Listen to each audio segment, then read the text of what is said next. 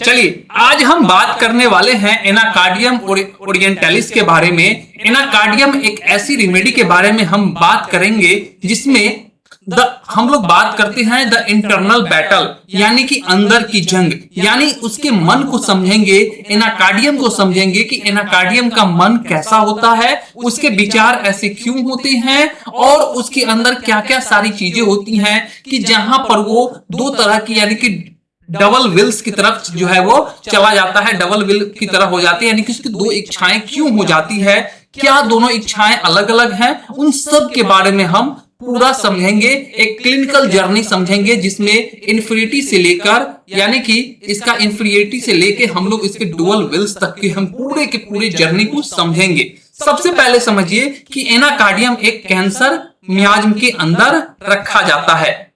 Anacardium को cancer मियाज्म के अंदर रखा जाता है। ये कंट्रोल से टूटा हुआ मन और दो अलग अलग इच्छाओं की अंदरूनी लड़ाई है। क्या है? दो अलग अलग इच्छाओं की अंदरूनी लड़ाई है। एनाकार्डियम की ये सबसे इंपॉर्टेंट कॉन्सेप्ट है, यहाँ कैसे कंट्रोल से टूटता है और इसकी मन की अंदर की पूरी जर्नी हम इस लेक्चर के माध्यम से समझेंगे कि अंदर में जो ये जंग चलता है, इंटरनल जो बैटल है, आखिर ये जो एनाकार्डियम है ऐसा कैसे बन जाता है, इस तरह क्यों बन जाता है, हम सारी चीज समझेंगे इसके माध्यम से। तो सबसे पहले ये समझना है कि आखिर इसका इन्वायरमेंट कैसा होता है, इसकी आईपीआर कैसे होती हैं। तो सबसे पहले समझिए कि एनाकार्डियम का जो इन्वायरमेंट है उसके आईपीआर हैं जो बच्चों के मन के विचार को युद्ध भूमि क्यों बना देती हैं। ठीक है, आखिर एनाकार्डियम की शुरुआत कैसे होती है, एनाकार्डियम की शुरुआत में क्या वातावरण होता है उसके घर का, उसके आईपीआर का, उसके बारे में हमें बहुत अच्छे से समझना पड़ेगा, तब जाकर हम एक एनाकार्डियम को समझ पाते हैं। आखिर एनाकार्डियम की शुरुआती अवस्था कैसी होती है, किस इन्वायरमेंट में ये एनाकार्डियम तैयार होता है, समझे। तो हमें हर रेमेडी को ये समझना होगा कि उसकी शुरुआत कहां से होती है, नींव कहां रखी जाती है, एनाकार्डियम का बेस क्या होता है, किस इन्वायरमेंट में ये तैयार होता है। ये बहुत जरूरी होता है हर एक रेमेडी और केस की जर्नी को समझने के लिए, जब आप उसके शुरुआती को समझते हैं और जिसकी वजह से हम यहां समझेंगे कि एनाकार्डियम का माइंड कमजोर क्यों हो जाता है, उसका कॉन्फिडेंस लूज क्यों हो जाता है और एक ही टाइम पर वो दो ऑपोजिट थॉट में क्यों चला जाता है और इसका रिजल्ट क्या होता है, कंफ्यूजन, एंजाइटी या फिर डिसीजन न ले पाना, इस तरह के कैसे बनते हैं, हम पूरा जर्नी समझेंगे। तो सबसे पहले हम लोग आ जाते हैं, एक केस हमने प्रेजेंट किया था और जिसमें हमने एक पेशेंट का पूरा जो है पिक्चर दिखाया था, जिसमें कि पेशेंट ने जो जो रूब्रिक्स बताए थे, मैंने वो ही स्लाइड यूज किया है आप लोग के लिए। तो ये कुछ रूब्रिक्स हैं जो एनाकार्डियम के हैं, जैसे fear paralysis of reproaching one self and antagonism with her self, food and drink में जो है कि स्वीट डिजायर और इरिजोल्यूशन और मेमोरी, वीकनेस ऑफ मेमोरी के साथ मैंने एक एनाकार्डियम का केस भी दिखाया था। ठीक है, अब हम बात करते हैं, सबसे पहले हम ग्रेटिट्यूड करेंगे अपने मास्टर्स हैनीमैन साहब को, क्योंकि उनकी वजह से जो है हमने एक बहुत खूबसूरत साइंस जो है उन्होंने दिया और जिससे आज हम जो है बहुत तरह तरह के अनरिजॉल्व, ऐसे अनक्यूरेबल, अनट्रीटेबल डिजीज को हम लोग जो है आज ट्रीट कर पाते हैं। So lot of thanks to Hahnemann sir and gratitude to our stalwarts and our mentors. तो सबसे पहले हम यहां से शुरू करेंगे कि आखिर इस स्लाइड में आपको क्या दिख रहा है जो बहुत खास है इस स्लाइड में। अगर इसमें आप देखेंगे तो सबसे पहले आपको क्या दिख रहा है, यहां पर सबसे पहले हमको यह समझना होगा कि आखिर इसकी पैथोलॉजी की शुरुआत कहां से होती है, एनाकार्डियम की पैथोलॉजी की शुरुआत कहां से होती है और उसके सीवियर एनवायरमेंटल ट्रॉमा से कैसे उसकी पर्सनालिटी जो है अलग हो जाती है। ठीक है, so total loss of personal autonomy कैसे होता है। तो सबसे पहले यहां पर हम बात करेंगे चाइल्ड एब्यूज का। किसका बात करेंगे? चाइल्ड एब्यूज का। So anacardium is the one of the most important remedy for child abuse. Anacardium के पेशेंट की बीमारी यानी कि जो उसकी मेंटल पैथोलॉजी होती है कि शुरुआत बचपन में होने वाली बहुत तरह के बड़े बड़े ट्रॉमा। अब बचपन में, यानी चाइल्डहुड ट्रॉमा की बात की जा रही है, यानी कि बचपन में होने वाले बहुत अलग अलग तरह की ट्रॉमा, पीड़ा, जिसको ट्रॉमा यानी कि उसको पीड़ा, और अपनी मर्जी बिल्कुल खत्म हो जाने से शुरू होती है, यानी कि बच्चा जो है उसका मर्जी खत्म कर दिया जाता है। तो बचपन का ट्रॉमा, यानी कि हम बात कर रहे हैं किसके बारे में, बचपन का ट्रॉमा, यानी कि उसके बचपन में जो ट्रॉमा दिया गया। अब बचपन का ट्रॉमा एनाकार्डियम बच्चों के लिए उन्होंने बचपन में एक्सट्रीम कंट्रोल, अब इनके जो आईपीआर हैं, इसके जो आईपीआर हैं उन्होंने क्या किया, इसके जो आईपीआर है उन्होंने बचपन में इस बच्चे को ओवर रिस्ट्रिक्शन किया, यानी कि ओवर रिस्ट्रिक्शन यानी कि उनके ऊपर एक तरह का डोमिनेशन कह सकते हो, एक दबाव जो है उनके ऊपर रखा जाता है। सो पेरेंट्स और care taker impose all desire on child, कोई अपनी मर्जी नहीं, यानी कि नो पर्सनल चॉइस अलाउड, यानी कि बच्चों को किसी भी तरह का जो है मर्जी जो है उसकी नहीं चलती है। यानी कि ये जो ट्रॉमा इतना गहरा होता है, ये जो बचपन की जो ट्रॉमा है इसके, वो इतना गहरा होता है, वो चाहे वो एक्सट्रीम कंट्रोल, इमोशनल टॉर्चर बच्चा सहता है। यहां पर बच्चा जो है एक्सट्रीम ट्रॉमा, एक्सट्रीम कंट्रोल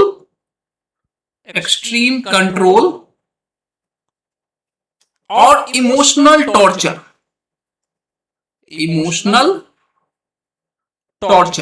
ये बच्चा इतना इमोशनल टॉर्चर सहता है, इतना इस बच्चा को इतना डीप जो है गहरा ट्रॉमा दिया जाता है कि बच्चों की अपनी पर्सनालिटी डेवलप नहीं होती है, बच्चों की जो अपनी पर्सनालिटी है वो डेवलप नहीं हो पाती है, और ओवर स्ट्रिक्ट डोमिनेशन की वजह से, क्योंकि बच्चों को क्या है, ओवर स्ट्रिक्ट डोमिनेशन की वजह से जो इसके आईपीआर है, बच्चे को क्या आईपीआर, इंटरपर्सनल रिलेशनशिप, या जो इसके केयर टेकर है, केयर टेकर हो सकता है पेरेंट्स, ठीक है, मदर हो सकते हैं, फादर हो सकते हैं, जो केयर टेकर है बच्चों को, वो अपनी सारी इच्छा, उनकी जो भी मर्जी है वो सारे के सारे किस पर थोप देते हैं, बच्चों के ऊपर डाल देते हैं। बच्चों की अपनी कोई भी मर्जी नहीं चलती है, नो पर्सनल चॉइस अलाउ, बच्चों का कोई भी मर्जी नहीं चलता है, और जिसकी वजह से जो बच्चे हैं वो चाहते हैं कि वही होना चाहिए। अब जो मदर है, जो फादर है, वो बच्चों के मर्जी नहीं चाहते, वो अपना दबदबा उनके ऊपर बनाए रखना चाहते हैं, और बच्चों उसे एग्री करे या ना करे, अब बच्चा चाहे वो माने या ना माने, लेकिन उन्होंने बच्चों को कोई मर्जी नहीं रहने दिया, कोई पर्सनल चॉइस नहीं है। और ये बहुत इंपॉर्टेंट है इसके केस की शुरुआत की जर्नी को समझने के लिए, इवन कि यहां तक कि टोटल जो माइक्रो मैनेजमेंट है उसके ऊपर उन्होंने अपना दबदबा बना दिया, सिर्फ बड़ी बातों में ही नहीं, छोटी छोटी चीजों में भी उन्होंने पूरा कंट्रोल रखा। So the child can not take independent decision, expectability, extending even choosing what cloth to wear, बच्चा क्या कपड़ा पहनेगा उसकी भी उसके पास मर्जी नहीं है, यानी कि कपड़ा कौन सा पहनेगा, क्या खाएगा, कहां जाएगा, किससे बात करेगा, सब कुछ पेरेंट इसके डिसाइड करता है, और बच्चा खुद डिसीजन नहीं ले पाता है, इंडिपेंडेंट डिसीजन नहीं ले पाता है, और लेने का मौका भी नहीं पाता, क्योंकि अब इतना अगर उसके ऊपर रेस्ट्रिक्शन होगा तो स्वाभाविक सी बात है कि बच्चा किसी भी तरह का जो है डिसीजन नहीं लेगा। तो बच्चा इंडिपेंडेंट डिसीजन नहीं ले पाता है, और हर चीज पे जो इसके पेरेंट्स है वो नजर रखते हैं, कंट्रोल रखते हैं। अब जिसके वजह से ये बच्चा पूरी तरह से क्रूएल बन जाएगा, और any attempt in independent thought और falling to meet expectation result severe punishment. अगर बच्चा अपनी मर्जी से कुछ करने की कोशिश करे या एक्सपेक्टेशन के मुताबिक ना हो तो बहुत सख्त और बहुत ही क्रूएल पनिशमेंट जो है उसको मिलता है, चाहे वो फिजिकल हो, इमोशनल हो, ठीक है, उसको बहुत ज्यादा जो है फिजिकल हो, इमोशनल हो, या दोनों तरह के जो है उसको पनिशमेंट मिलता है। और ये पनिशमेंट इतना डरावना होता है, इतना डेंजरस होता है, ठीक है, डरावना होता है कि बच्चा हमेशा डरा रहता है। ठीक है, जिसकी वजह से the mind learn a dangerous lesson, और जिसकी वजह से इसका जो मन है वो क्या करता है, एक डेंजरस लेसन को, यानी इसके माइंड इसके बाद जो है बहुत खतरनाक लेसन सीख लेता है, यानी कि अपना इंडिपेंडेंट डिसीजन को इक्वली सर्व पनिशमेंट, यानी कि अपना जो इंडिपेंडेंट डिसीजन है इक्वली सर्व ए पनिशमेंट, यानी कि वो अब लगेगा कि अगर मैं कोई फैसला लेता हूं तो उसके लिए मुझे बहुत बड़ा सजा मिलेगा, और इसलिए ये बच्चा खुद जो है किसी भी तरह का डिसीजन नहीं लेता है। तो ये आप समझे कि इसकी शुरुआती में, और ये माइंड का कोर प्रोग्राम बन जाता है। अगर इस तरह से जो चीजें होती हैं, इससे इसका जो माइंड है ना वो एक कोर प्रोग्राम बन जाता है, और जब भी बच्चा अपना फैसला लेना चाहता है, अब क्या होगा कि जब भी बच्चा अपना फैसला लेना चाहेगा या कोशिश करता है तो अंदर से एक डर आती है कि पनिशमेंट मिलेगा, इसलिए वो बच्चा फैसला लेने से ही डरने लगता है, और बच्चा जो है धीरे धीरे किस में चला जाएगा, बच्चा धीरे धीरे इरेजोल्यूशन में चला जाता है। अब जब बच्चा इरेजोल्यूशन में चला जाता है और अपनी इच्छा को दबाना और दूसरों की मर्जी के हिसाब से चलना बच्चों को नॉर्मल हो जाता है, ठीक है। तो अगर हम इस पूरे स्लाइड में, जो मैंने शुरू में कहा कि इस स्लाइड में क्या दिख रहा है, तो आपको एक पिंजरा दिख रहा है, बर्ड केज दिख रहा है। क्या है ये? बेसिकली एक बर्ड केज है, ठीक है, बर्ड केज है, यानी कि इसके अंदर पक्षी को रखा जाता है जिसमें फूल रखा है। अब देखो इस पिंजरे में क्या रखा हुआ है, एक फूल का पौधा रखा है, फूल रखा हुआ है। अब देखो केज में क्या है, बच्चों की जिंदगी। ये केज जो है ना बच्चों की जिंदगी के रूप में दर्शाया गया है कि फ्रीडम बांध दी, यानी कि बच्चे की जो फ्रीडम थी, आजादी थी, उसको क्या किया, इस पिंजरे ने बांध दिया। और रस्टी मतलब पुराने और गहरे ट्रॉमा, जो बचपन में उसको ट्रॉमा दिया गया। तो ये ट्रॉमा क्या है, ट्रॉमा इक्वल टू रस्ट। ये जो रस्ट है ना, जंग, ये ट्रॉमा है इस बच्चे के लिए, ठीक है। जब बच्चा अपने मन का करना चाहता है तब उसको क्रूएल पनिशमेंट मिलता है, यानी कि व्हाइट फ्लावर। इसके अंदर देखोगे तो एक उजले से कोमल और निर्दोष बच्चे हैं जो अंदर ही अंदर मरने लगा क्योंकि अपनी मर्जी नहीं चली। अब बच्चा का मर्जी नहीं चला इन आईपीआर के कारण, तो वो अंदर ही अंदर क्या कर रहा है, बच्चा मरने लगा।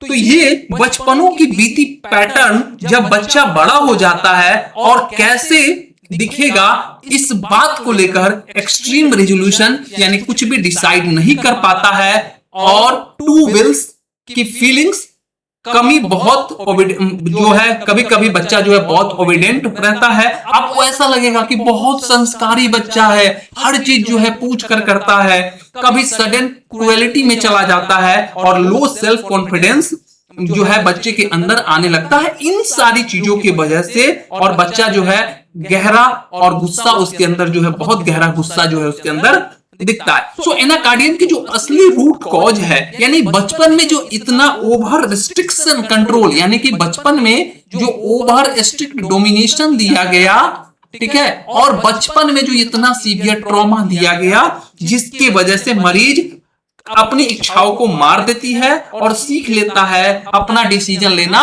डेंजरस है। यहां पर बच्चे को क्या लगा कि अपना डिसीजन लेना मेरे लिए डेंजरस है, और यहां से बच्चा कोई भी अपना डिसीजन नहीं लेता है। The initial survival mechanism is observe obedience driven entirely bye fear. अब देखो कि इसमें आपको क्या दिख रहा है, इसमें जरा आप नोटिस करिए इस स्लाइड को, तो आपको क्या दिख रहा है, ये जो व्हाइट पेपर है, गोल्डन पेन है, या फिर ये जो गोल्डन रूलर है, ये आपको क्या दिख रहा है, सब कुछ परफेक्टली अरेंज है। क्या है, सब कुछ जो है एक परफेक्टली जो है अरेंज है, फास्टिडियसली ऑर्डरली क्या है, ये अरेंज है। क्यों? क्योंकि एनाकार्डियम सब कुछ परफेक्टली अरेंज है, अरेंज रखता है। इसमें जो अरेंज है, क्योंकि एनाकार्डियम कितना ऑर्डरली और कितना फास्टिडियस है, लेकिन ये सब फियर ड्राइवन है। इसमें बच्चा जो है सब कुछ अरेंज रखा है, उसके कॉपी कलम बैग सब कुछ एक फास्टिडियस, जो आपको आर्सेनिक के जैसा दिखेगा, ठीक है। फास्टिडियस जो है आर्सेनिक के जैसा दिखेगा, लेकिन आर्सेनिक की नीड है कि उसको साफ सफाई चाहिए, एक सीधा तरीके से चाहिए। लेकिन यहां बच्चा क्यों रख रहा है? क्योंकि बच्चा को डर है कि अगर मैं ठीक से नहीं रखूंगा तो मुझे सजा मिलेगा। यानी उसको एक ये सारी चीजें क्यों हो रही है? क्योंकि ये सारी चीजें उसके अंदर फियर ड्राइवन है। क्या है? Fear driven. उसने अपनी मर्जी से नहीं रखा, फियर ड्राइवन है, नेचुरली नहीं है। क्योंकि बचपनों की जो पनिशमेंट कैसे मिला उसके अनुसार बच्चों ने ये सारी चीजें सीख लिया। तो ये बच्चा बड़ा होता है तब भी यही पैटर्न रहेगा। जब ये बच्चा बड़ा हो जाएगा तो भी इसके अंदर जो है यही पैटर्न रहेगा, जिसके अंदर एनालॉजिक और ओबीडिएंट, एंजेलिक एंड ओबीडिएंट, यानी बॉस या ऑथोरिटी के सामने बहुत ओबीडिएंट दिखता है। ठीक है, जो बड़े लोग होंगे इससे, उसके सामने ये जो है बहुत ही आपको आज्ञाकारी के रूप में दिखता है, जो डर की वजह से है कि कहीं सजा ना मिल जाएगा। और दूसरा, ऑर्डर एंड फास्टिडियस घर में सब कुछ परफेक्टली अरेंज रखता है, लेकिन important life decision, very important, कि अपने जीवन का जो सबसे इंपॉर्टेंट लाइफ का जो डिसीजन होता है, ठीक है, चाहे कैरियर का हो, मैरिज का हो, इन्वेस्टमेंट का हो, लेने में बहुत सोचता है, हमेशा डर रहता है कि मैं कहीं गलत डिसीजन ना ले लूंगा। ठीक है, और हमेशा डर रहता है कि मैं कहीं गलत डिसीजन ना ले लूंगा, और बहुत मेहनत करता है, लेकिन अंदर से कॉन्फिडेंस नहीं होता है, और इसीलिए इसके अंदर लैक ऑफ सेल्फ कॉन्फिडेंस होता है। क्या होता है अंदर से? लैक ऑफ सेल्फ कॉन्फिडेंस होता है, tremendous lack of self confidence रहता है। तो बचपन का जो ट्रॉमा के बाद पेशेंट का पहला जो रिएक्शन डर से गुड बॉय, बचपन का जो रिएक्शन है गुड बॉय और गर्ल कॉम्प्लेक्स, यानी डर और ओबीडियंस, यानी कि डर से गुड बॉय या गर्ल बनना होता है, बहुत ओबीडिएंट, ऑर्डरली, लेकिन कॉन्फिडेंस खत्म और फैसला लेने में बहुत घबराता है। ठीक है, इसलिए वो अपना जो भी सामान है, चाहे वो अपना पेन है, चाहे वो अपना स्केल है या बुक है, पेपर है, वो सबको कैसे रखेगा? Orderly and fastidious. लेकिन उसके पीछे उसकी मर्जी नहीं है, वो डर है। क्यों? क्योंकि मैंने पहले बोला कि ये फियर ड्राइवन है। ठीक है, अब आ जाइए हम लोग आगे बात करते हैं कि अब कब तक सहेगा। एक टाइम तो आएगा ना जहां पर वो ब्रेक पॉइंट आएगा। कब तक सहेगा? जब सब्र टूटता है, जब इसका सब्र टूटता है। अब कब तक आप सहोगे? एक ना एक दिन ब्रेक तो होगा ना। So prolong domination push the suppressed mind to a violent and malicious breaking point.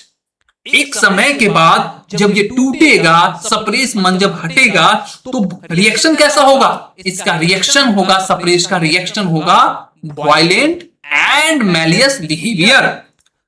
जब बचपन का स्ट्रिक्ट बिहेवियर, स्ट्रिक्ट कंट्रोल और डोमिनेशन बहुत लंबी तक चलती जा रही है, और अंदर ही अंदर गुस्सा भरा रहता है, और वो गुस्सा भरा है, गुस्सा दबा हुआ है, एक दिन उल्टा रूप ले ही लेगा।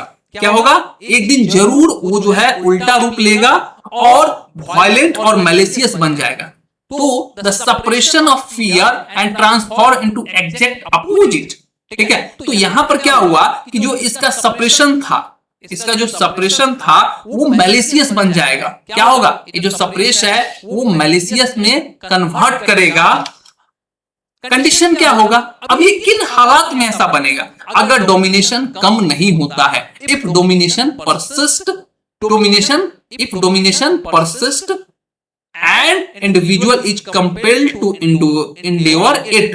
अगर डोमिनेशन कम नहीं होता है और टॉर्चर बराबर सहना पड़ता है, तो एक लिमिट के बाद माइंड क्या होगा? ब्रेक करेगा, टूटेगा, और यहां पर टूटता है और यहां पर ट्रांसफॉर्म हो जाएगा। किसमें ट्रांसफॉर्म करेगा? ट्रांसफॉर्म कर जाएगा एग्जैक्ट अपोजिट में, यानी सप्रेस फियर से किसमें जाएगा? सप्रेस फियर से एग्जैक्ट अपोजिट ट्रिगर करेगा एंटी सोशल बिहेवियर। अब ये एंटी सोशल बिहेवियर क्या होता है?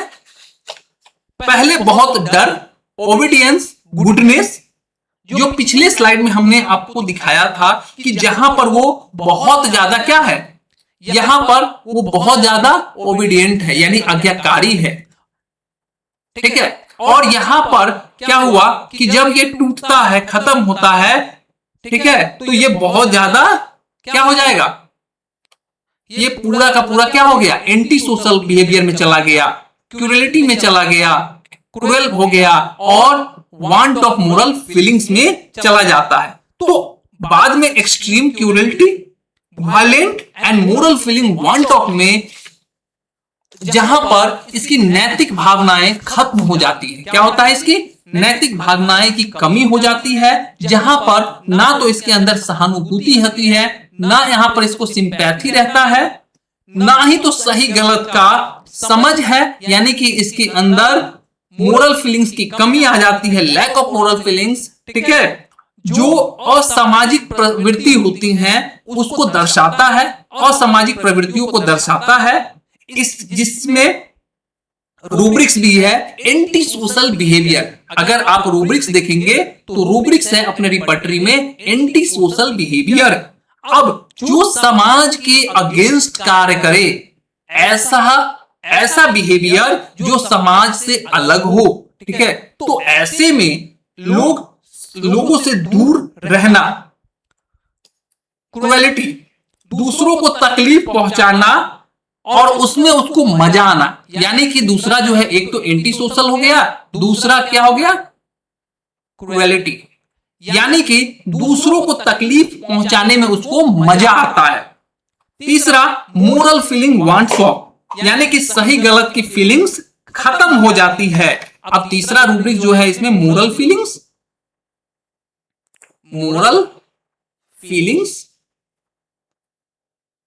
वांट्स ऑफ, यानी कि यहां पर उसको सही गलत का जो फीलिंग है, जो सही गलत के बारे में जो पहले समझता था वो खत्म हो जाता है और सडन वायलेंट जो है इसके अंदर आउटबर्स्ट होता है और मैलिशियस थॉट आ जाते हैं। सो क्या होता है इसके अंदर, मैलिशियस थॉट आ जाते हैं। अब यहां पर जब इसके अंदर मैलिशियस थॉट आया तो ये सडन चेंज लोगों में नहीं आता है, ठीक है। तो इसके लिए एक पूरी जर्नी लगी, पूरी की पूरी एक इन्वायरमेंट लगा, लेकिन लोग कहते हैं कि अचानक से ये कैसे बदल गया, लेकिन अचानक से नहीं बदला। हम होम्योपैथ समझते हैं कि इसके पीछे पूरी की पूरी एक साजिश होती है, पूरी की पूरी एक आईपीआर का प्लान होता है और तब जाकर बच्चा इस तरह का बनता है। So the defining feature of Anacardium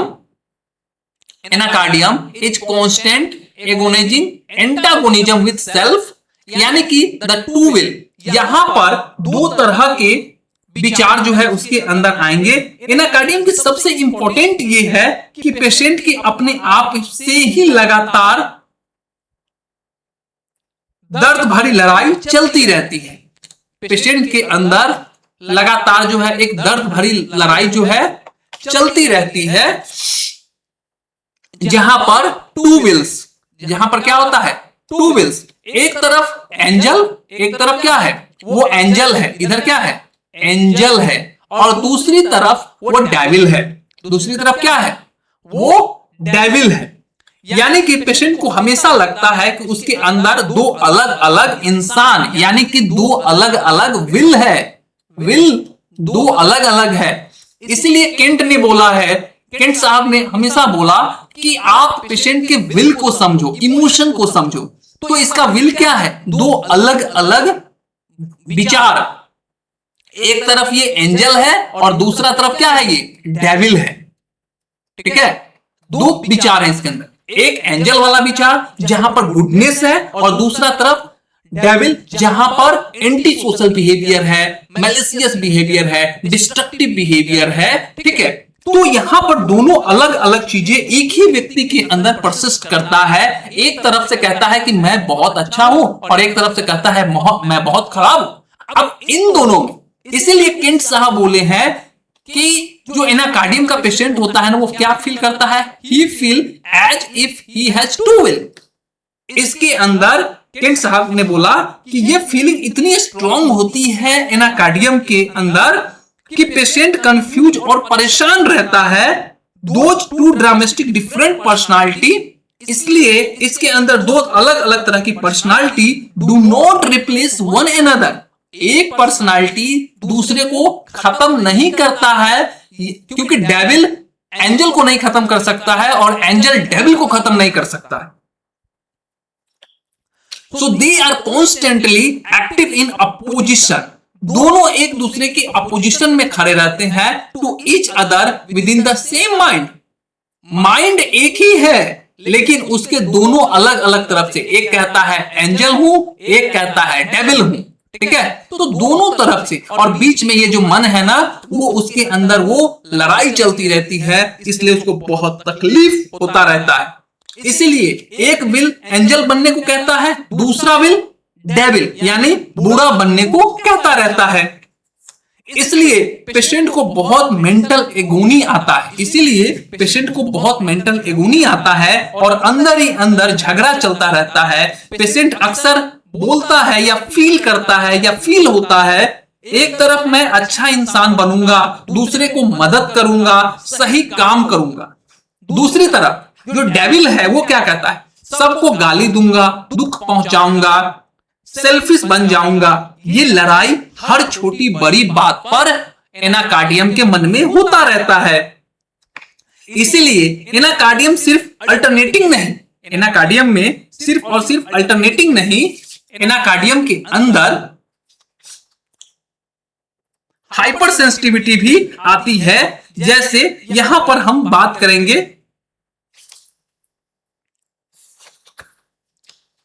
antagonism.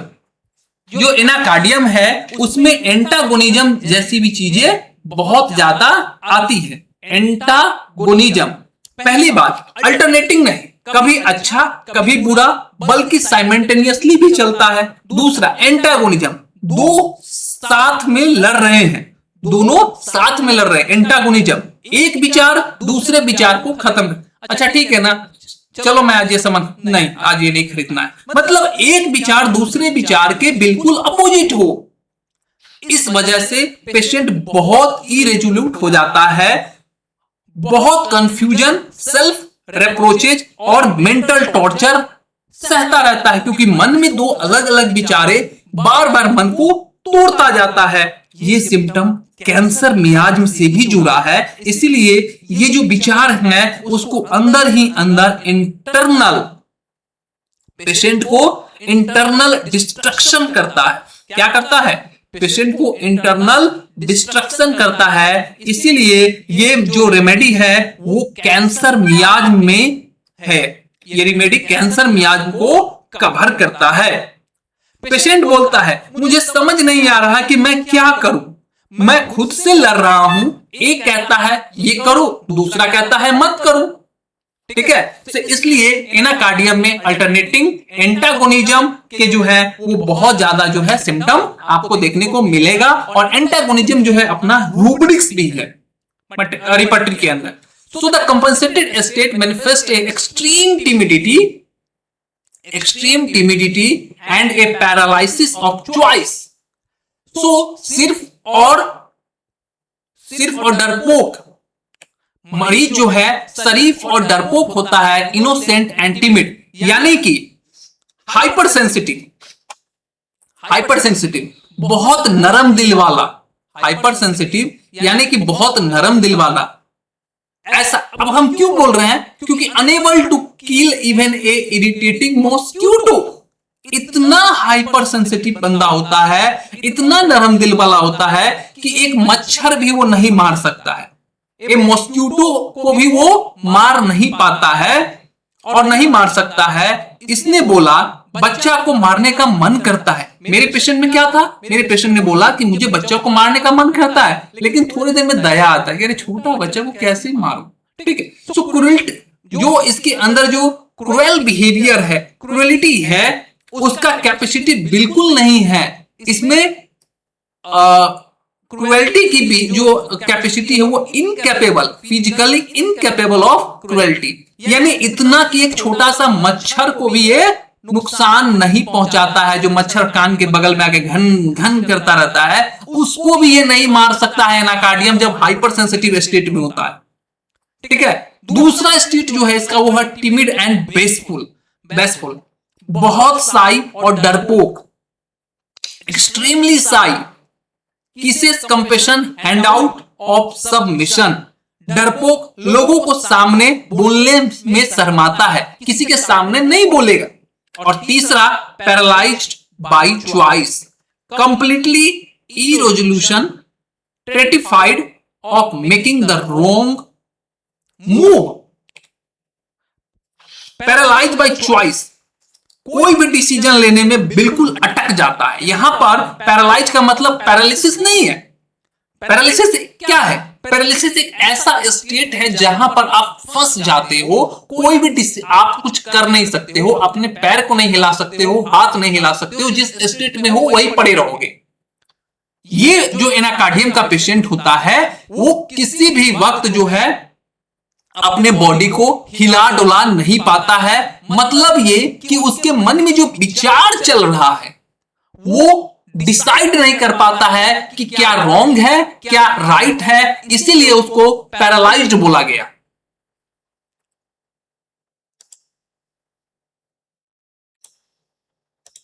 इसीलिए जो है मरीज को क्या बोला गया? पैरालाइज बोला गया। और मरीज जो है एक्सट्रीम इरेजोल्यूशन में चला जाता है। तो सिचुएशन डिमांड करे तब भी क्रुएल्टी नहीं कर सकता। इवन मच्छर बोल रहा है, घन घन कर रहा है, इरिटेट कर रहा है, लेकिन ये क्रुएल नहीं बनता है। लेकिन दूसरा चीज देखो इसका, the uncompensated state violently rebound into malice, hatred and anti social rage. अब इसका अपोजिट गुस्सा और मैलिस, ठीक है, गुस्सा और मैलिस, एंगर एंड मैलिस की बात हो रही है। यहां पर क्रूएल एंड हार्ड हेटेड, कैसा है? Cruel and hard hated, completely inhumanity, इसके अंदर से इंसानियत खत्म हो चुकी है पूरी तरह से, and want of moral feelings, तो पूरा इनह्यूमन बिहेवियर, कोई मोरल फीलिंग नहीं, यानी कि पत्थर दिल जिसको कहते हैं। क्या बोलते हैं इसको? पत्थर दिल कहते हैं।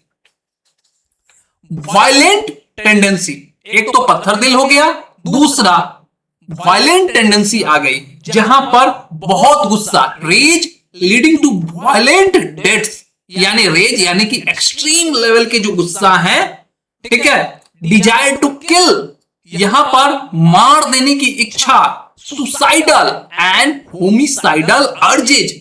तो सोचो कि सुसाइडल थॉट तक ये पेशेंट जो है चला जाएगा जब इसके हार्ड हेटेड, यानी कि जो डेविल वाला स्टेज है, जहां एक तरफ क्या था? एंजल था, और दूसरी तरफ कहां आ गया? ये डेविल की तरफ आ गया, जहां पर ये एंटी सोशल, हार्ड हेटेड, पत्थर दिल, पूरी तरह से क्रूअल बन जाता है।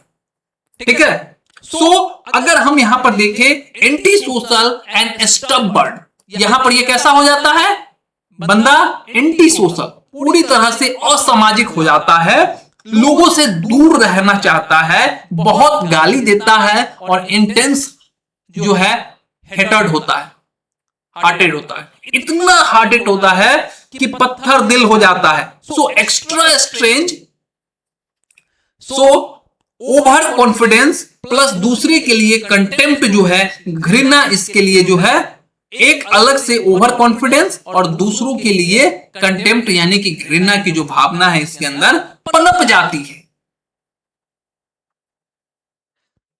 Severe loss of autonomy manifest in 4 distinct psychological delusion. अब यहां पर यह व्यक्ति 4 तरह के डिल्यूजन के फेजेज में जाता है। पहला, जो बचपन का डोमिनेशन था उसके वजह से ये डिल्यूजन में जाएगा।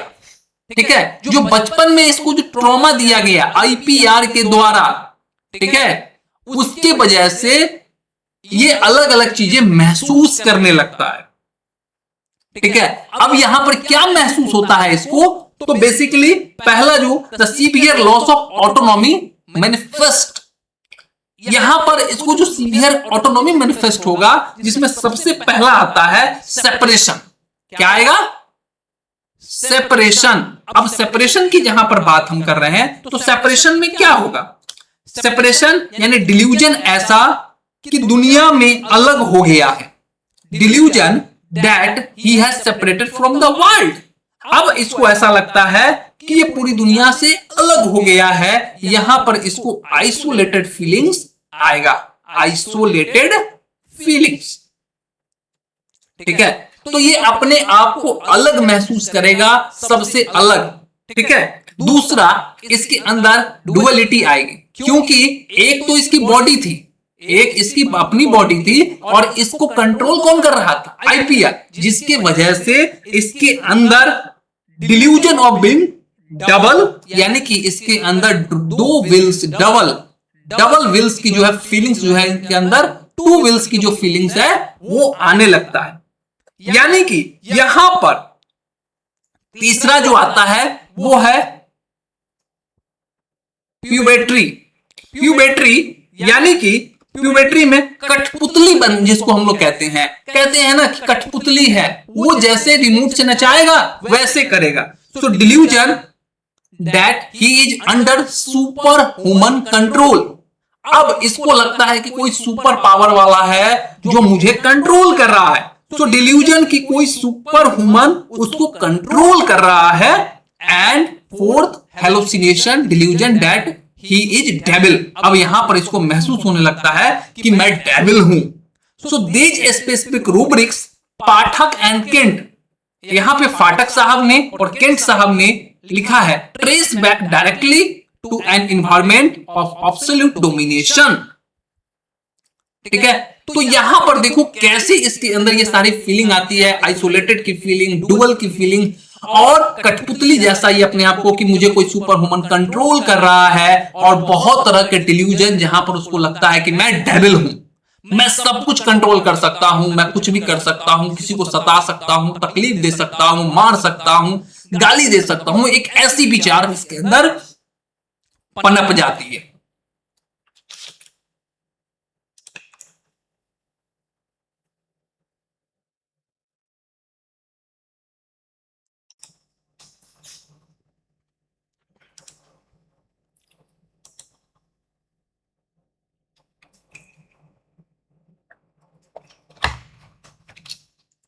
अब ये जो व्यक्ति है जब एडल्टहुड में आता है तो इसकी जो डायनामिक फ्रीक्वेंसी कैसे डिसअपियर रीअपियर होती है उसके बारे में हम लोग समझते हैं।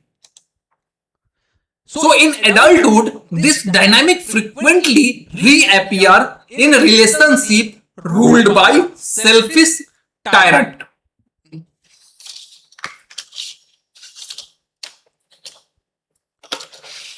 Selfish tyrant. अब हम बात करेंगे कि शादी के बाद की सिचुएशन, पोस्ट मैरिज डायनामिक्स। अब देखो कोई जरूरी नहीं है कि ये एक छोटे बच्चों के साथ हो। कई बार जब शादी होता है उसके बाद भी ये चीजें आपको देखने को मिलेगा। शादी के बाद का सिचुएशन अक्सर तानाशाही, बेसिकली टैरेंट का मतलब होता है तानाशाही। ठीक है, तानाशाही, अक्सर तानाशाही हस्बैंड के साथ ही आपको देखने को मिलेगा। Often seen a partner, example the wife of a tyrant who rule with a iron fist। ठीक है, अब क्या होगा कि वाइफ को सिस्टमैटिकली डिसीजन मेकिंग पावर से दूर किया जाता है। तानाशाह पति अगर मिल गया, ठीक है, वाइफ को हमेशा सिस्टमैटिकली डिसीजन मेकिंग पावर से दूर किया जाता है। पति हर चीज कंट्रोल करता है, छोटी से छोटी। अब यहां पर डिसीजन मेकिंग पावर से इसको दूर कर दिया। देखो, यानी वाइफ अब किसी तरह का डिसीजन नहीं ले सकती है, पति हर चीज कंट्रोल करता है अपनी मर्जी से। ठीक है, इसका रिजल्ट क्या होगा? वाइफ कंफ्यूज हो जाएगी। इसका परिणाम क्या होगा? Confuse, dull, completely irresolute and heavily absent minded, always battling two wills. पति के जबरदस्ती कंट्रोल की वजह से वो खुद भूल जाती है। ठीक है, तो ऐसा आपको देखने को मिल सकता है कि जब किसी की शादी होती है और जब लड़की जो है अपने मायके से ससुराल जाती है और वहां पर उसकी सास भी हो सकती है हस्बैंड।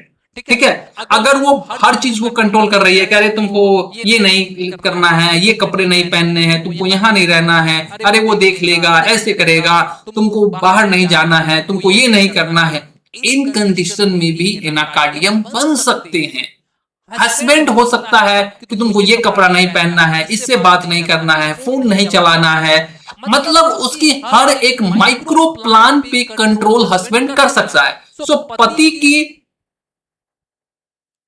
टायरेनी की वजह से अपनी वजूद भूल जाए, यानी forgetting one's own existence due to husband tyranny. ठीक है, ऐसा देखने को मिलता है। द कोर कॉन्फ्लिक्ट, अब हमको यहां पर समझना है कि एनाकार्डियम का कोर ऑफ कॉन्फ्लिक्ट क्या है। तो देखो, पहली चीज जो इसका कोर ऑफ कॉन्फ्लिक्ट है, mind confidence want to self confidence. Mind क्या है? कॉन्फिडेंस वांट टू सेल्फ, यानी कि पेशेंट के अंदर से लगता है कि उसकी कोई औकात नहीं है, पर वो हर हाल में दुनिया को गलत साबित करना चाहती है। ठीक है, तो एक तो ये इसके अंदर आ गया, कॉन्फिडेंस कम है। दूसरा क्या है? Contradiction, disposition to contradict. Mind contradiction, यानी दिमाग में उल्टा सोचना, अपोज करना। डिस्पोजिशन क्या होता है? डिस्पोजिशन टू कंट्राडिक्ट, आदत या टेंडेंसी हर बात को चैलेंज या मना करने की। So the patient suffer deeply from criticism. Instead living a toxic environment, profound inferiority force them to stay and overexert themselves merely to prove their worth in their detector. ठीक है, तो यहां पर इसके अंदर दो कोर कॉन्फ्लिक्ट आया, एक तो कॉन्फिडेंस और दूसरा कंट्राडिक्शन का। ठीक है, अब आ जाइए आगे। यहां पर जो seed of doubt and anxiety, यानी कि इनसिक्योरिटी, पहला क्या आता है? इनसिक्योरिटी इतना ज्यादा होता है कि छोटी प्रॉब्लम बड़ी लगने लगती है। एक कांस्टेंट डर रहता है कि सब कुछ गलत हो जाएगा। ठीक है, तो इनसिक्योरिटी बहुत ज्यादा होती है। दूसरा, लगातार डर रहता है इसके अंदर। सो एंजाइटी, लगातार डर रहता है कि सब कुछ गलत हो जाएगा, जिसके वजह से इसके अंदर रूब्रिक्स आते हैं माइंड एंजाइटी फ्यूचर अबाउट। किसके अबाउट? भविष्य के लेकर चिंता। और दूसरा, mind timidity appearing in public about, जब लोगों के बीच में जाएगा तब इसकी टिमिडिटी जो है बाहर आती है। ठीक है, so clinical, even highly successful profession, सुबह उठकर डरता है। Even wake up terrified, they will make a mistake and be ridiculed. So सुबह उठकर डरता है कि आज कोई मिस्टेक ना हो जाए और लोग उसको रिडिक्यूट नहीं करेगा। दिमाग में पता नहीं कि कैपेबल है, लेकिन फियर ऑफ फेल्यूर। ठीक है, यहां पर फियर ऑफ फेल्यूर से उसकी मेंटली पैरालाइज्ड जो है हो जाता है। सो एनाकार्डियम की शुरुआती अवस्था में एंजाइटी है, गहरी इंफीरियरिटी और फ्यूचर का कांस्टेंट डर, जिससे छोटी प्रॉब्लम भी बड़ी लगती है। सो एक्ट द ब्रेकिंग पॉइंट, मैंने ब्रेकिंग पॉइंट बताया था वहां पे कि कब टूटता है, लेकिन यहां पर ब्रेन फैटिग, जब दिमाग थक जाएगा, ब्रेन थकेगा। सब कुछ अच्छे से पढ़ा था, पर एग्जाम या प्रेजेंटेशन के टाइम दिमाग बिल्कुल ब्लैंक हो गया। ऐसा लगता है जैसे मेमोरी को किसी ने पकड़ रखा है। ठीक है, ऐसा लगता है कि किसी ने मेमोरी को पकड़ रखा है। इसीलिए रूब्रिक्स है इसके अंदर एनाकार्डियम में, mind memory weakness of memory sudden, अचानक जो दिमाग है ना वो खाली हो जाता है, मेमोरी में कुछ नहीं रहता है, याद नहीं रहता है कुछ। दूसरा, माइंड डलनेस, स्लगिनेस, ठीक है।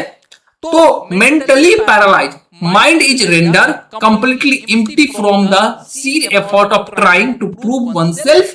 The patient fear their sanity is slipping because they cannot remember things from one minute to next. मतलब मेहनत से प्रूव करने की कोशिश में दिमाग इतना थक जाता है कि एग्जाम या प्रेजेंट टाइम पर पूरा ब्लैंक हो जाता है, एग्जाम या प्रेजेंट टाइम में पूरा ब्लैंक हो जाता है।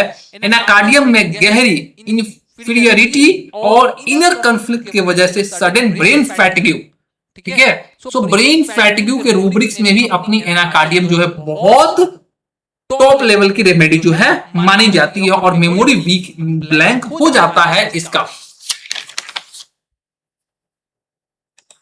अब आ जाइए इसके intense underlying fear literally paralyse cognitive function and memory. इसके जो मेमोरी के जो कॉग्निटिव फंक्शन है उसको, सो इंपैक्ट क्या है, कॉग्निटिव फंक्शन एंड मेमोरी क्या है, कॉग्निटिव फंक्शन एंड मेमोरी। सो इसका इंपैक्ट माइंड पर क्या है, क्या पड़ता है। सो दिमाग को जाम होना, दिमाग को जाम होना, ब्रेन फ्रीज करता है।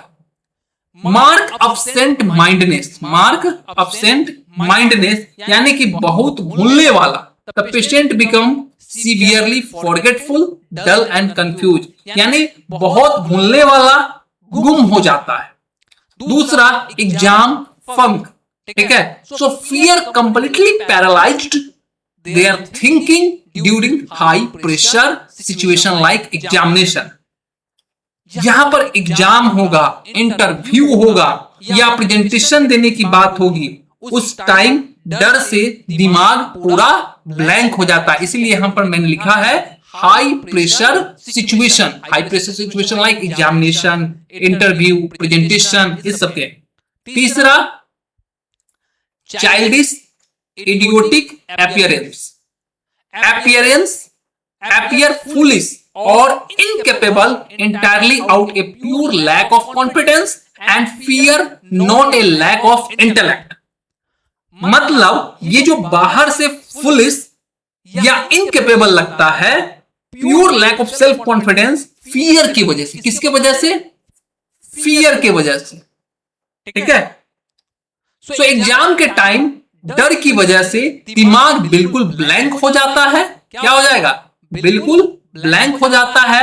During exam fear make mind go completely blank. So exam funk की जो रेमेडी है, जिसमें हम लोग एग्जाम फंक में अगर हम देखेंगे तो पिक्रिक एसिड भी एक रेमेडी है जो आती है, उसको हम लोग आगे अभी डीडी करेंगे। पिक्रिक एसिड है, जलसीमियम है, प्री एग्जाम फंक के साथ जो है हम इसका डीडी करते हैं। सो आइए हम लोग डिफरेंशिएशन कर लेते हैं प्री एग्जाम फंक के साथ, जिसमें सबसे पहले रेमेडी हम यहां पर 3 रेमेडी लेंगे, एक एनाकार्डियम, दूसरा जलसीमियम एंड तीसरा पिक्रिक एसिड, ठीक है। सो डीप इन क्या है इसका, एनाकार्डियम के अंदर deep inferiority and extreme pressure to prove oneself. पढ़ तो लेते हैं लेकिन अचानक खाली हो जाता है इनर कॉन्फ्लिक्ट की वजह से, उन आईपीआर के वजह से जहां पर डिसीजन नहीं ले पाया और जिनके वजह से इसको एनाकार्डियम के जैसे condition. So sudden complete loss of, क्या हुआ, sudden complete loss of memory plus brain fatigue, so brain paralysis, ठीक है। तो ये एनाकार्डियम में आपको देखने को मिलेगा और इस तरह की चीजें। दूसरा जलसीमियम, जलसीमियम का कोड क्या है, एंटीसिपेटरी फियर। जलसीमियम का कोड क्या है, एंटीसिपेटरी। अगर एंटीसिपेटरी की बात अगर आए और जलसीमियम की बात आए तो एक रेमेडी और आनी चाहिए सबके दिमाग में, जिसको हम लोग बोलते हैं अर्जेंटम नाइट्रिकम, ठीक है। मैंने यहां नहीं लिया है, लेकिन याद रखिए कि एग्जाम फंक में जो है अर्जेंटम नाइट्रिकम भी जो है बहुत अच्छी रेमेडी है, लेकिन उसके साथ उसकी सारी चीजें जुड़नी चाहिए। So anticipatory fear and pure cover dies, ठीक है। दूसरा कि इसमें क्या होगा, पढ़ाई तो ठीक, लेकिन एग्जाम का डर, यहां पर पढ़ तो लेगा लेकिन एग्जाम का जो है डर रहता है, एंटीसिपेटरी फियर ऑफ एग्जाम, जिसकी वजह से पेशेंट में सिम्टम क्या आते हैं। सो फेसिंग द एग्जामिनर, जब एग्जामिनर को फेस करेगा तो क्या आएगा इसके अंदर, फिजिकल ट्रिम्बलिंग, जैसे इसके हाथ पैर जो है ना थरथराते रहेंगे डर की वजह से, ऐसे से ना पेशेंट थरथराता रहेगा। वीकनेस, इसके अंदर क्या आएगा, कमजोरी आएगा, and desire to completely give up, और वो चाहेगा कि मैं वहां से भाग जाऊं, गिव अप कर लूं, ठीक है। तो जलसीमिया में एंटीसिपेटरी एग्जामिनर को फेस करते समय जो है इसके पैर हाथ कांपने लगते हैं, कमजोरी आता है और इच्छा होती है कि मैं वहां से भाग जाऊं। थर्ड रेमेडी जिसको मैंने लिया है पिक्रिक एसिड, क्या लिया है, पिक्रिक एसिड। तो पिक्रिक एसिड में क्या होता है, mental over exertion and Seer burn out, मतलब 5 मिनट पढ़ो में से थक जाता है, यानी कि अगर ये 5 मिनट पढ़ा, स्टडी किया और इसको क्या हुआ, सरदर्द चालू हो जाएगा, हेडेक चालू हो जाएगा, ठीक है। सो क्यों ऐसा होता है, क्योंकि एक्सट्रीमली एग्जॉस्ट कर जाता है, नो इनर कॉन्फ्लिक्ट। सो इसका क्या है, इनर कॉन्फ्लिक्ट कोई भी नहीं है, just a tired mind, brain fatigue होगा लेकिन नो इनर कॉन्फ्लिक्ट। यहां पर इनर कॉन्फ्लिक्ट था।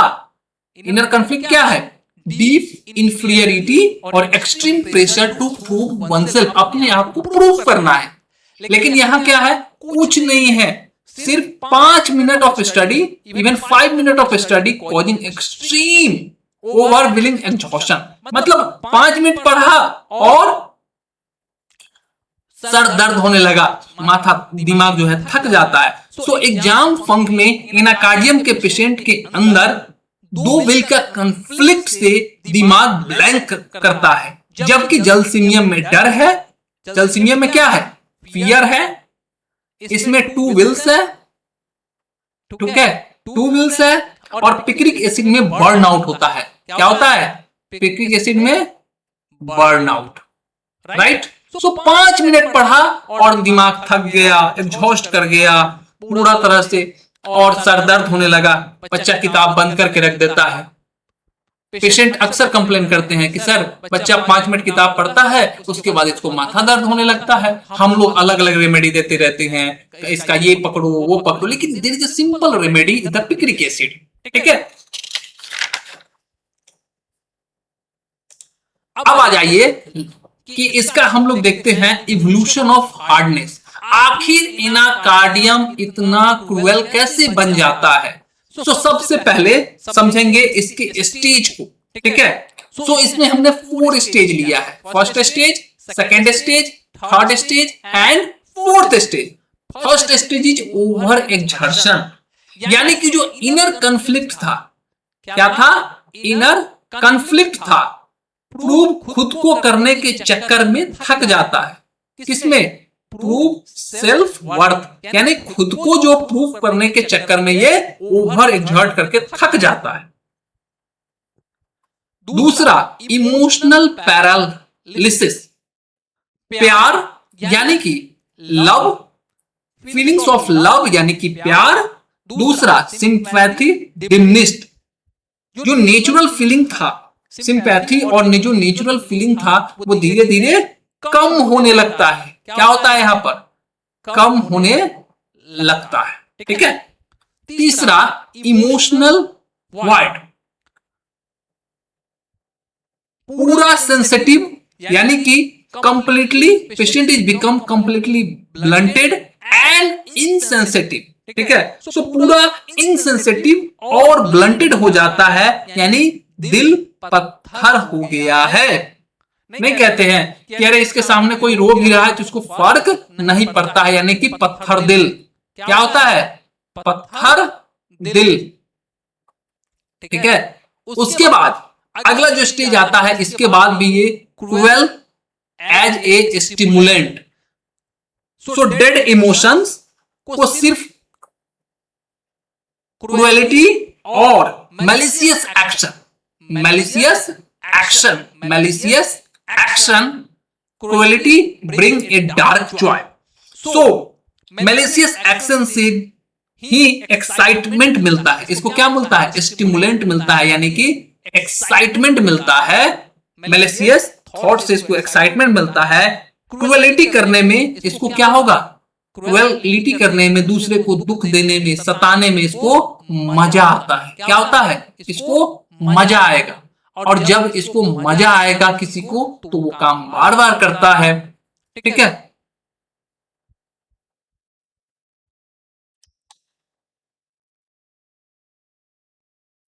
The armour of cruelty and misanthropy, जिसमें पहला रूब्रिक्स है crushing irritable desire of curse, दूसरा माइंड क्रुएलिटी ब्रूटल, और तीसरा माइंड मिसएंथ्रोपी। ठीक है, सो छोटी सी बात पर एक्सट्रीम गुस्सा आता है। जो इंसान पहले बहुत शांत था वो अचानक गालियां देने लगता है और दूसरों को तकलीफ में देखकर खुश होता है।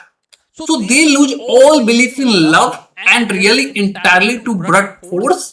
They misinterpret innocent gesture as intended offense. So this hardness state often emerge after prolonged period of shock or humiliation. ये क्या है, लंबे समय तक शॉक और ह्यूमिलिएशन की वजह से पेशेंट जो है किसमें चला जाता है, पेशेंट जो है शॉक और ह्यूमिलिएशन की वजह से इस तरह का क्रूएलिटी के बिहेवियर में चला जाता है। तो एक ऐसा सोच दृष्टिकोण जिसमें व्यक्ति को इंसानों की कमियां से चिढ़ होती है और वो आमतौर पर लोगों से दूरी बनाकर रखता है। सो एनाकार्डियम का जो दिल पत्थर बन जाता है और वो क्रूएलिटी और मिसएंथ्रोपी की तरफ चला जाता है। सो ये जो क्रूएलिटी एंड मिसएंथ्रोपी है ना का कवच पहन लेगा, एनाकार्डियम जो है इसका ना कवच पहन लेता है ताकि अंदर से दर्द फील ना हो। इसको अंदर से जो दर्द फील होता है ना, यही जो है क्रूएलिटी ना और मिसएंथ्रोपी इसका दर्द को कम करता है, उसके अंदर दर्द फील नहीं होने देता है। ठीक है, उसके बाद हम बात करते हैं डीडी में। डीडी क्या है, एनाकार्डियम और baryta carb and lycopodium. So anacardium extreme responsibility, anacardium के अंदर क्या है, एक्सट्रीम रिस्पॉन्सिबिलिटी है। एनाकार्डियम के अंदर एक्सट्रीम रिस्पॉन्सिबिलिटी, लेकिन कोशिश बहुत हार्ड टू प्रूव देमसेल्फ, क्या है, खुद को प्रूव करना है एनाकार्डियम को, जिसके वजह से बहुत हार्ड, अनएल्डिंग और मैलिशियस क्रूएल बन जाता है, जिसकी वजह से क्या होता है, hard, unyielding and malicious cruel बन जाता है। दूसरा remedy baryta carb. So response to infinity यानी soft and timid, soft and timid. अब हमेशा protected child want to remain a protected child forever. So retreat करता है, कुछ करने में इनकेपेबल फील करता है, retreat entirely feel hopelessly incapable of encompassing anything. मतलब हमेशा प्रोटेक्टेड चाइल्ड बना चाहता है और कुछ नहीं कर पाने का जैसे उसके अंदर जो है फीलिंग्स रहता है। The third remedy is lycopodium. So lycopodium को एनाकार्डियम से कैसे डिफरेंशिएट करेंगे? So response to inferiority runs away from responsibility. Anacardium जो है ना, एनाकार्डियम में रिस्पॉन्सिबिलिटी को लेता है, लेकिन लाइकोपोडियम रिस्पॉन्सिबिलिटी को छोड़ देता है, वहां से वो भागता है। रिस्पॉन्सिबिलिटी से क्या करता है एनाकार्डियम? लाइकोपोडियम भाग जाता है, जबकि एनाकार्डियम क्या करता है? रिस्पॉन्सिबिलिटी को बहुत एक्सट्रीमली लेता है और ये रन अवे, ये क्या करता है? रन अवे फ्रॉम रिस्पॉन्सिबिलिटी, यानी रिस्पॉन्सिबिलिटी से ये दूर भागता है। और लाइकोपोडियम कैसा होता है बंदा? हाईली सेल्फिश होता है। तो लाइकोपोडियम रिस्पॉन्सिबिलिटी से भागता है, सेल्फिश है, कावर्डाइज है, एंजाइटी और प्लेजर सीक करता है। सो लाइकोपोडियम क्या है? बेसिकली प्लेजर चाहता है और अवॉइड हार्डशिप, हमेशा हार्ड चीज से दूर भागेगा, कावर्डाइज है और सीक पर्सनल प्लेजर, खुद को मजा चाहिए, जिससे उसको मजा मिले वो चीज वो ज्यादा करना चाहता है। सो इंफिनिटी होने पर एनाकार्डियम प्रूव करने के लिए मेहनत करता है। यहाँ पर एनाकार्डियम क्या है? अपने आप को प्रूव करने के लिए मेहनत करता है और प्रेशर में क्रूएल बनता है। जब उसको ज्यादा प्रेशर होता है तब वो क्रूएल बनता है। जबकि बीसी ब्राइटाकार का जो चाइल्ड है वो क्या होता है? बीसी चाइल्ड जो है बेसिकली टिमिड बन जाता है। यहाँ पर बीसी में क्या आएगा? टिमिडिटी आएगी, टिमिड हो जाएगा। और लाइकोपोडियम क्या होता है? बेसिकली भाग जाता है, रन अवे, ठीक है, भाग जाता है। सो रन अवे। सो लाइकोपोडियम में आप देखोगे रिस्पॉन्सिबिलिटी से एवर्जन है, रिस्पॉन्सिबिलिटी से भागता है, रिस्पॉन्सिबिलिटी नहीं लेना चाहता है। एनाकार्डियम रिस्पॉन्सिबिलिटी लेना चाहता है, अपने आप को प्रूफ करना चाहता है और प्रूफ करने के चक्कर में उस हाई प्रेशर में वो जो है क्रूएल बन जाता है। ठीक है, तो ये रहा आपका एनाकार्डियम पूरा का पूरा।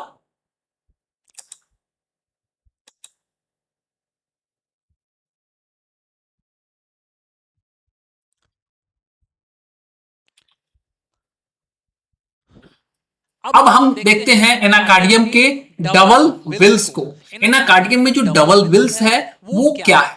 ऐसा लगता है जैसे दिमाग दो हिस्सों में बट गया है।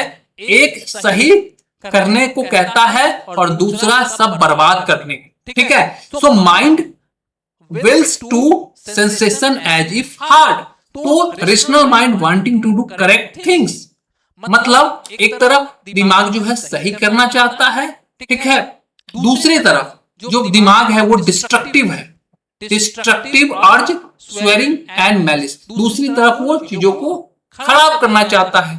आई जस्टिफाई पीपल, मैं लोगों को न्याय दिलाऊंगा। और यहां पर आई क्रिटिसाइज एवरीवन, एक तरफ जस्टिफाई न्याय देने की बात हो रही है और दूसरा एक तरफ लोगों की आलोचना करने में लगा हुआ है। आई लव माई सिस्टर, एक तरफ सिस्टर से प्यार भी है और दूसरी तरफ आई वांट टू हार्म हर, दूसरी तरफ सिस्टर को नुकसान भी पहुंचाना है। मतलब एक ही व्यक्ति दो अलग अलग विचार, एक तरफ आता है कि ये मेरी सिस्टर है, इसको मैं बहुत प्यार करता हूं, प्यार है मेरे सिस्टर के लिए, और दूसरी तरफ नहीं, मैं सिस्टर को मारूंगा, तकलीफ दूंगा, गाली दूंगा। मतलब सोचो कि किस लेवल पे इसके माइंड में डुअल थॉट जो है चलता है। दोनों साइड में अलग अलग चीजें देखने को मिलेगा आपको। Zero self confidence and nervous, analgesic and obedient रहेगा। Kisses compassion hand, irresolute and paralyse. दूसरी तरफ tremendous over confidence and contempt, दूसरा immoral, want of moral feeling, abusive, stubborn, avoid people, violent, dates and cruelty. यानी दोनों side एक ही इंसान में exist करेगा। ठीक है, both sides exist with the same person. So the last stage of pathology, the religious guilt. अब देखो लास्ट में ये गिल्ट में जाती है सारी जिंदगी। अब पहले इसको टॉर्चर किया गया, आईपीआर ने ऐसा बना दिया, धीरे धीरे जाकर ये इम्पैथेटिक हो गया, पूरी तरह से पत्थर दिल बन गया। और जब सारी जिंदगी इसने क्रूएल बना, ठीक है, क्रूएल बना और गुस्से में निकलने के बाद अचानक अपनी किए पर पछतावा आता है। गुस्से में निकलने के बाद जो है इसको अचानक अपने किए पर पछतावा होता है और भगवान से डर लगने लगता है। इसीलिए एनाकार्डियम लास्ट स्टेज में गिल्ट की तरफ जाता है। ठीक है, जहां पर उसको अफसोस होता है, गिल्ट होता है, मैंने पूरी जिंदगी इतना किया। ठीक है, इसीलिए एनाकार्डियम में रूब्रिक्स है, माइंड, रिलीजियस, अफेक्शन। क्या है रूब्रिक्स? माइंड रिलीजियस अफेक्शन, और दूसरा रूब्रिक्स है माइंड फियर गॉड ऑफ। अब इसको भगवान से यहां पर डर लगता है। सोचो इतनी दिन तक जो इतने लोगों को इसने सताया, तकलीफ दिया, लेकिन लास्ट में this is not true spiritual, वास्तव में ये स्पिरिचुअल नहीं है, स्पिरिचुअल मैच्योरिटी नहीं है, it is a pathological fear of consequences after a life of hardness and malice। यानी कि जब इसका जीवन उतना हार्डनेस के साथ बढ़ जाता है और लास्ट में ये मैलिस हो जाता है, the patient become terrified to hell, angel and God। So obsessing over salvation out of sheer panic। तो लास्ट स्टेज में इसको याद आता है कि मैं इतना निर्दयी जो बन गया हूं, और मुझे अब लास्ट स्टेज में इसको रिलीजियस होता है और भगवान से अब इसको डर लगता है। तो ये लास्ट में जो है रिलीजियस हो जाएगा, मे भी पूजा पाठ करने लगेगा, भगवान से डरने लगता है। अब इसका जो फिजिकल मैनिफेस्टेशन है एनाकार्डियम का, हम उसको समझते हैं। तो जो फिजिकल मैनिफेस्टेशन है उसमें इसको लगता है जिसमें क्या असर होता है। अब इसके जिस्म में क्या असर होता है? सो पहला जो चीजें हैं आपको एनाकार्डियम में देखने को मिलेगा, physical complaints, plug sensation, so pressing pain in head, eye और rectum as if blunt wooden instrument is pushing him. यानी कि पेशेंट को लगता है कि उसके माथे में, रेक्टम में, आंख में, सर में, ठीक है, किसी ने लकड़ी का टुकड़ा जो है घुसेट दिया है, अंदर घुसा दिया है पूरे, ठीक है। तो ये प्लग सेंसेशन जो है उसके अंदर आना शुरू होता है। तो सेकेंड बैंड सेंसेशन। अब ये देखो नी ज्वाइंट पर band sensation, a very well defined tight elastic construction around limb और इंटरनल ऑर्गन। तो उसको लगता है कि पूरे इंटरनल ऑर्गन को किसी चीज से पकड़ के बांध दिया गया है, ठीक है, ये सेंसेशन है। Third the stomach modality, generalities food and drink, eating, एम्लोरेशन।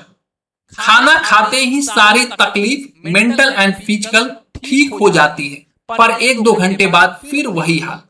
इसीलिए इसमें रूब्रिक्स है food and drink, eating, amelioration. Stomach का मोडलिटी जो है कि खाना खाने के 1-2 घंटे बाद जो है उसको आराम मिल जाता है। पेशेंट आगे बोलता है कि पेट में दर्द हो रहा है, लेकिन खाना खाता हूं उसके आधे घंटे तक मेरा आराम रहता है, लेकिन उसके बाद फिर दर्द चालू होता है। This is the remedy. तो ये भी एक PQRS है जहां पर रूब्रिक्स लगते हैं, generalities, food and drink, eating, amelioration, ठीक है। उसके बाद क्लिनिकल पेरिफेरी में अगर हम देखें तो बेसिकली स्किन में क्या निकलता है, स्किन और स्लिप को हम समझेंगे।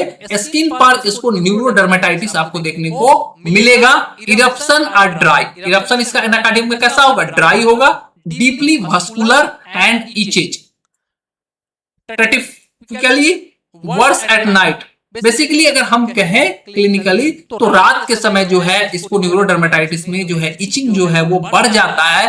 Patient dig nail into the skin, patient जो है ना अपना नाखून को चमड़ी में घुसा देता है, कॉजिंग एक्सट्रीम इरिटेबिलिटी, रिजेंबल इरिटेबल्स और वेरियोला, ठीक है। तो एक तो न्यूरोडर्मेटाइटिस स्किन में आता है, रात के समय इचिंग बढ़ जाती है और मरीज जो है अपने नाखून से घुसा घुसा के ना खुजला देता है। दूसरा स्लीप डिस्टर्ब, एनाकार्डियम का जो है वो स्लीप पूरी तरह से डिस्टर्ब होता है, इसलिए रूब्रिक्स है स्लीप, ड्रीम, डेड बॉडी। ये डेड बॉडी देखता है। So wake up tired with desire to go back to sleep, सुबह इसको लगता है कि और सोना चाहिए। विविड टेरिफाइंग ड्रीम, यानी कि ऐसा सपना जो उसको पूरी तरह से याद हो। ड्रीम ऑफ मर्डर, क्या देखता है? खून जो है, मर्डर का जो है ये सपना देखता है। आग, fire and being pursued that feel entirely real the next morning, और इसको ऐसा लगता है कोई पीछे है और इसको पूरी मॉर्निंग में जो है ना ये सारी घटना जो है इसको याद रहता है। कोई मरा हुआ बॉडी देखता है और इसको सारी चीजें याद रहता है, तो इसका स्लीप डिस्टर्ब है। So the journey of Anacardium synthesis कैसे बनता है? So first of all causation, Anacardium का जो है shock, sudden disappointment, prolong mental exertion. अब यहां पर देखो प्रोलॉन्ग मेंटल एक्सर्शन में क्या? एग्जाम हो सकता है, ह्यूमिलिएशन हो सकता है और ट्रॉमा हो सकता है। क्या हो सकता है? ट्रॉमा, बचपन का ट्रॉमा, जिसको हम लोग क्या बोलते हैं? चाइल्ड एब्यूज, यानी कि जो बचपन में जो यातना दिया गया, एब्यूज, ये सब इसके कारण है एनाकार्डियम के बीमार पड़ने का। ठीक है, इसके बाद क्या होगा? एनाकार्डियम किस स्टेट में लैंड करता है? सेकंड में, ब्लैंक माइंड। अब दिमाग पूरी तरह से खाली हो जाएगा। सो इंफीरियरिटी मास्क बाय एम्बिशन, जो इसके अंदर की जो कमियां हैं वो एम्बिशन के साथ बाहर आती है, एम्बिशन से कवर हो जाती है, ढक जाती है, and mind goes completely blank under pressure. So दिमाग जो है ना, अंडर प्रेशर क्या होता है? पूरा खाली हो जाता है। Then the third stage come, emotional blunting, emotional numbness, hardness develop as a psychological armour. अब इसकी जो इमोशन है ना वो हार्ड हो जाता है, क्योंकि हमने देखा कि ये हार्ड क्यों हो जाएगा? साइकोलॉजिकली ये हार्ड हो जाता है ताकि ये अपने आप को उस दर्द को महसूस ना कर सके, ताकि इसी को ये अपना कवच बना लेगा, armour of cruelty. So cruelty, misanthropy and irritable desire to crush, इसको अपना कवच बना लेता है, जिससे इसको दर्द महसूस नहीं होता है। एंड लास्ट स्टेज में ये डिल्यूजन में जाता है, जहां पर delusion, paranoia and emerge a dual wills, and इसके लास्ट में ये जो है रिलीजियस हो जाता है। लास्ट में क्या हो जाएगा? रिलीजियस अफेक्शन में जाएगा और फियर ऑफ गॉड में जाएगा। लास्ट में religious affection plus fear God में ये चला जाता है और भगवान से इसको डर लगने लगता है। सो ये लास्ट स्टेज में इसकी जर्नी कहां से शुरू होती है और लास्ट में रिलीजियस हो जाता है, पूजा पाठ करने लगता है, भगवान से डर लगने लगता है।